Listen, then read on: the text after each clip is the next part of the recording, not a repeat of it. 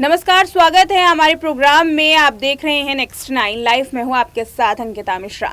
ज्योति मौर्य का मामला काफ़ी चर्चाओं में है और इस मामले में जेठानी शुभ्रा मौर्य का एंगल आ चुका है। जेठानी शुभ्रा मौर्य के मामले में कोर्ट ने जब देखा कि शुभ्रा मौर्य का जो विवाद है वो इतना ज़्यादा बड़ा, इतना ज़्यादा इसको विवाद को नहीं देखा जा सकता, कोर्ट इसे नहीं देख सकती, इसलिए इस पूरे मामले को मध्यस्थता केंद्र में भेज दिया गया। लेकिन आज का जो मुद्दा है वो ज्योति मौर्य पर केंद्रित रखा जाएगा, क्योंकि ज्योति मौर्य ने भी तो इसी तरीके के आरोप लगाए हैं। क्या ज्योति मौर्य का मामला भी इसी तरीके से खत्म हो जाएगा? क्या होगा अगर ज्योति मौर्य की कोर्ट में सुनवाई होती है? तो फिलहाल बता दें कि ज्योति मौर्य के मामले में कोर्ट की सुनवाई की कोई भी तारीख नहीं रखी गई है, क्योंकि अभी ये पूरा मामला जो है वो जांच कमेटी के पास है। और साथ ही तलाक की बात करें तो 22 सितंबर को फैमिली कोर्ट में तलाक की अर्जी पर सुनवाई होनी है, जिसमें ऐसा कोई भी जो प्रताड़ना का मामला है वो नहीं देखा जाएगा। वहां पर तलाक को लेकर के पूछताछ की जाएगी, क्या सच में तलाक होगा। हालांकि मध्यस्थता वहां पर भी करवाई जाती है, उसके लिए 6 महीने का समय भी दिया जाता है, लेकिन अब सुनवाई पर ये निर्भर करता है कि क्या कोर्ट उसमें 6 महीने का समय देगी। लेकिन अब बात करते हैं कि ज्योति मौर्य का केस क्या इसी के साथ बंद हो जाएगा। ज्योति मौर्य के मामले में 2 तरीके के आरोप लगाए गए हैं। आलोक मौर्य ने भ्रष्टाचार का आरोप लगाया और साथ साथ बेवफाई का भी। साथ ही अगर ज्योति मौर्य के मामले में चले तो ज्योति मौर्य ने सिर्फ प्रताड़ना का आरोप लगाया है। आलोक मौर्य की ओर से 2 एंगल से केस देखा जा रहा है और भ्रष्टाचार का मुद्दा सर्वोपरि है। भ्रष्टाचार को ऊपर रखा गया है और उसी के मामले पर जांच की जा रही है। हालांकि जो एक्स्ट्रा मैरिटल अफेयर की बात बार बार की जा रही है, उस एक्स्ट्रा मैरिटल अफेयर पर तो कोर्ट भी ध्यान नहीं देगा। कोर्ट ने ये साफ कहा है कि इस तरीके के मामलों में कोई भी सज़ा नहीं हो सकती है। इस तरीके के मामलों में केवल तलाक ही किया जा सकता है, जो कि अर्जी दाखिल है। अगर ज्योति मौर्य के पक्ष से देखा जाए तो ज्योति मौर्य के पक्ष से केवल प्रताड़ना का आरोप, उत्पीड़न का आरोप लगाया गया है, दहेज मांगने का आरोप लगाया गया है और जेठानी शुभ्रा मौर्य में भी ऐसा ही। अगर इस पक्ष को लेकर के कोर्ट में जाया जाता है तो काफ़ी संभव है कि ज्योति मौर्य के मामले में कोर्ट सुनवाई ना करे और उसे भी मध्यस्थता केंद्र में भेज दिया जाए, जिसको बाद में सुलह के साथ एक परिवार को जोड़ करके देखने के लिए कोर्ट अधिकारियों से बात कर सकता है, अधिकारियों को निर्देश दे सकता है कि ये जो परिवार है इसकी जो सुलह है वो करवाई जाए। लेकिन मामला यहाँ अगर भ्रष्टाचार का है तो बता दें कि भ्रष्टाचार के आरोपों में ज्योति मौर्य के सामने जो सबूत हैं वो काफ़ी मुश्किल है लाने, क्योंकि ज्योति मौर्य को अब अपनी हैंडराइटिंग का सबूत, अपनी डायरी का सबूत देना है और साथ साथ ये भी बताने होंगे कि जिन 5 लोगों से उन्होंने बात की थी रिश्वत लेने की, उन 5 लोगों पर अब उनका क्या रिएक्शन है। बता दें कि मार्केटिंग इंस्पेक्टर, सप्लाई इंस्पेक्टर, इन तमाम लोगों से, तहसीलदार से दावा ये किया जा रहा है कि हज़ारों रुपए की वसूली ज्योति मौर्य हर महीने किया करती थी। आंकड़ों पर नज़र डाला जाए तो 6.4 लाख रुपए महीने में ज्योति मौर्य ने रिश्वत के तौर पर कमाए हैं। इन आंकड़ों पर नज़र डालने के बाद ये साफ है कि ज्योति मौर्य को अब इसके बारे में सबूत पेश करना होगा और अपनी बेगुनाही का सबूत लाना होगा। वहीं जांच कमेटी अब उन 5 लोगों से पूछताछ करने के लिए भी तैयार है। इस बीच आपको जरा ज्योति मौर्य के मामले में ससुराल पक्ष पर क्या क्या आरोप लगाए गए हैं इसको भी बताते हैं। ज्योति मौर्य ने अपने ननद के साथ साथ देवर पर आरोप लगाए हैं। आरोप ये लगाया है कि अब शब्दों का इस्तेमाल करके उनके निजी कंटेंट को, उनके निजी चीज़ों को सोशल मीडिया पर न केवल पति के जरिए दिखाया गया बल्कि देवर और ननद के जरिए भी दिखाया गया और साथ ही अब शब्दों का इस्तेमाल किया जा रहा है, कई गाने बनाए जा रहे हैं। इस आधार पर ज्योति मौर्य ने ननद और देवर पर आरोप लगाए और फॉर्च्यूनर कार के आधार पर ससुराल पक्ष पर भी आरोप लगाया गया। हालांकि अगर आप ससुर जो कि पिता हैं आलोक मौर्य के, अगर उनके बयान को देखेंगे तो उन्होंने इस बात की ओर ज़्यादा इशारा किया था कि अब वो उनकी बेटी को कैसे संभालेंगे। उनकी बेटी पर भी काफ़ी बड़े सवाल खड़े किए जा रहे हैं। शुभ्रा मौर्य की 2 बेटियां हैं जो कि अभी माफ़ कीजिएगा, ज्योति मौर्य की 2 बेटियां हैं जो कि अभी ज्योति मौर्य के साथ ही रह रही हैं, लेकिन दावा ये किया जा रहा है कि उनको भी खतरा है।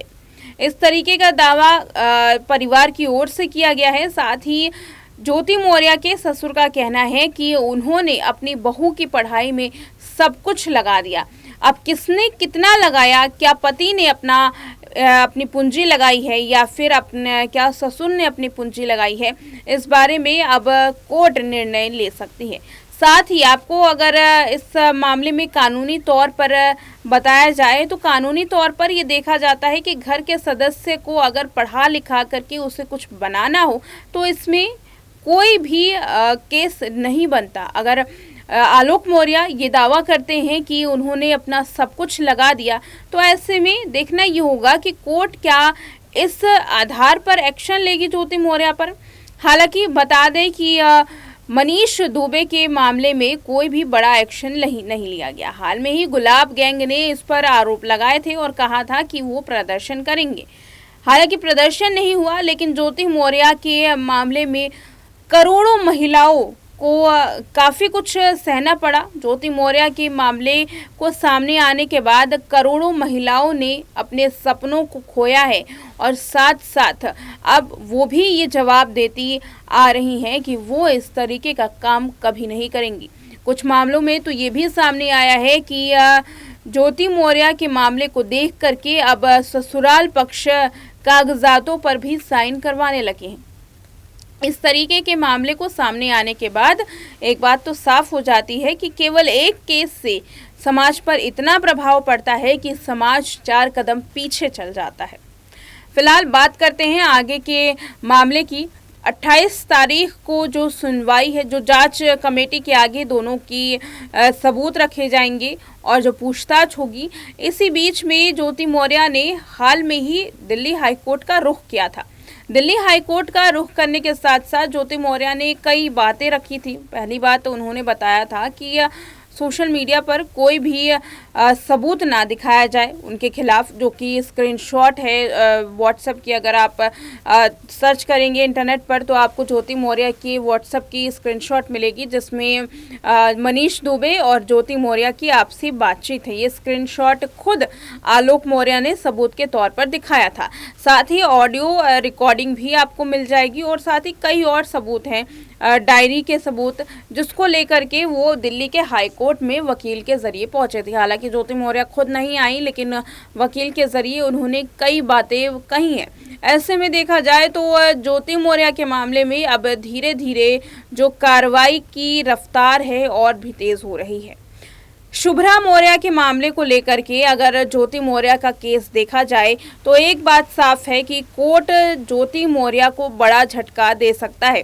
ज्योति मौर्य के मामले में जो पूरा सबूत और जो पूरे आरोप लगाए गए हैं, उस आरोपों को देख करके ज्योति मौर्य का जो पड़ला है अब और भी ज़्यादा कमज़ोर हो गया, यानी कि केस कमज़ोर हो गया है।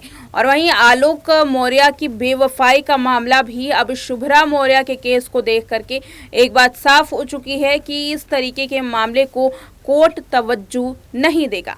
बात रही भ्रष्टाचार की, तो ये देखना है कि आखिर भ्रष्टाचार का जो मामला ज्योति मौर्य पर चल रहा है, इसमें किस तरीके से आलोक मौर्य सबूत इकट्ठा करके देते हैं।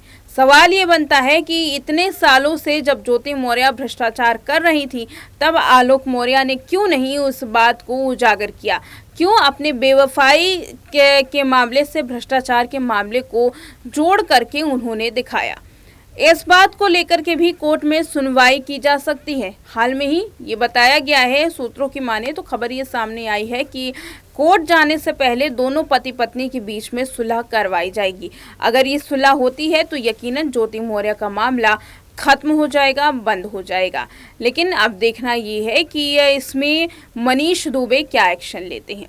फिलहाल शुभ्रा और ज्योति ये दोनों के मामले को देख करके एक बात साफ हो चुकी है कि ज्योति को अब थोड़ी बहुत भी ज़रूरत है डरने की, घबराने की, क्योंकि शुभ्रा मौर्य का मामला ज्योति से ठीक मिलता जुलता है और अगर इस मामले में ज्योति हार जाती हैं तो यकीनन ज्योति मौर्य की न केवल अपनी निजी ज़िंदगी पर असर पड़ेगा बल्कि अपनी जो प्रोफेशनल लाइफ है उसको भी काफ़ी कुछ झेलना पड़ेगा।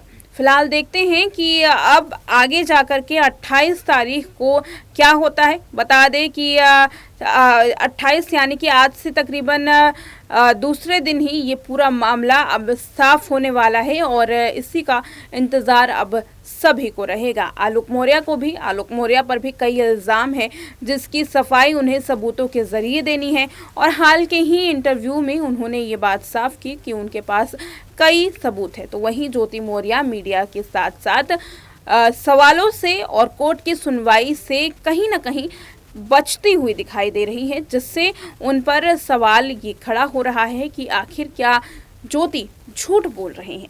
फिलहाल इस वीडियो में इतना ही। देखते रहें नेक्स्ट 9 लाइव।